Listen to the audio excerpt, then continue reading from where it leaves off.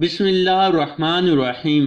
السلام علیکم دوستو، یہ واقعہ بالکل سچا ہے اور یہ واقعہ سعودی عرب کے شہر ابہار میں پیش آیا، جس کو شیخ عبدال محسن الاحمد نے بیان کیا ہے۔ یہ کہانی ایک لڑکی کی ہے اور یہ اس کی شادی کا دن تھا۔ جس طرح شادی کے لیے بہت ساری تیاریاں کی جاتی ہیں اور دلہن کو تیار کیا جاتا ہے، اسی طرح اس لڑکی کو بھی تیار کیا گیا اور پورا دن شادی کی تیاری میں گزرا۔ پھر ایسا ہوا کہ مغرب کی نماز ہوئی۔ مغرب کی نماز کے بعد اس لڑکی کا میک اپ کیا گیا اور بہت خوبصورت سا لباس اس کو پہنایا گیا۔ جب وہ دلہن تیار ہو گئی تو اس دوران عشاء کا وقت ہو گیا اور اس لڑکی کو عشاء کی اذان سنائی دی۔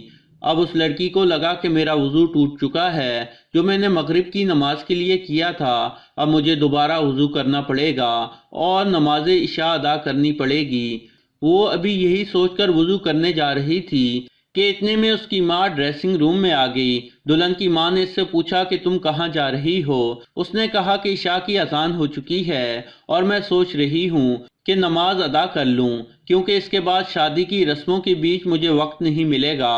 تو اس کی ماں اس کو حیرت سے دیکھنے لگی اور کہا کہ بیٹا، نیچے مہمان تمہارا انتظار کر رہے ہیں، تمہارا میک اپ اتر جائے گا اور تم جو اتنا تیار ہوئی ہو یہ سارا پانی سے دھل جائے گا اور مہمان کیا کہیں گے؟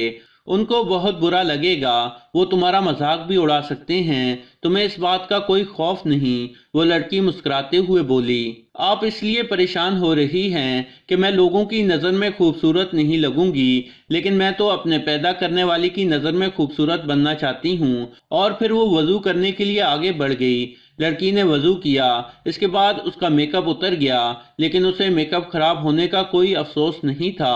اس کو اس بات کی کوئی پرواہ نہیں تھی کہ لوگ اس کی حالت اور بنا میک اپ والا چہرہ دیکھ کر کیا کہیں گے۔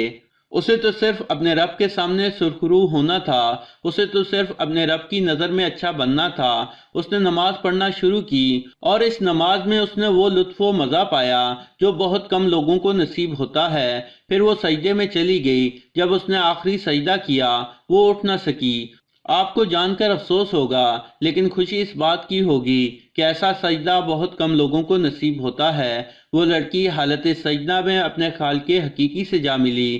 جب اس کی والدہ اس کو بلانے دوبارہ ڈریسنگ روم میں آئی اور اس نے دیکھا کہ اس کی بیٹی کا سجدہ بہت لمبا ہو چکا ہے، پھر وہ اس کے قریب آئیں اور اس کو ہلایا تو دیکھا کہ وہ اب اس دنیا میں نہیں رہی، اور یہ دیکھ کر اس کی ماں کی حالت خراب ہو گئی۔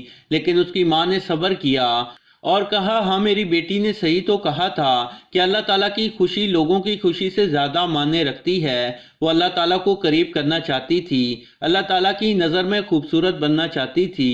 اللہ عز و جل نے اسے اسی حالت سجدہ میں اپنے قریب کیا جہاں ہر مسلمان اللہ تعالیٰ کے قریب ہوتا ہے۔ حقیقت یہی ہے کہ اللہ تعالیٰ اور اس کے حبیب حضرت محمد صلی اللہ علیہ وسلم کی محبت ہی ہماری زندگی اور آخرت کا حاصل ہے۔